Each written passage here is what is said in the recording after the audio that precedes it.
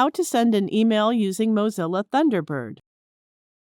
Open Mozilla Thunderbird. Click on the account to select it. Then click the Write button. You can open the drop-down list and select the email account you wish to use. Now enter the email address of the recipient. Now write the subject in the subject box and the message in the message pane.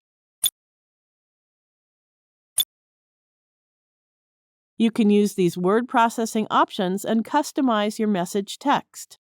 Once ready, click the Send button. Now you know how to send emails using Mozilla Thunderbird. Thank you for watching.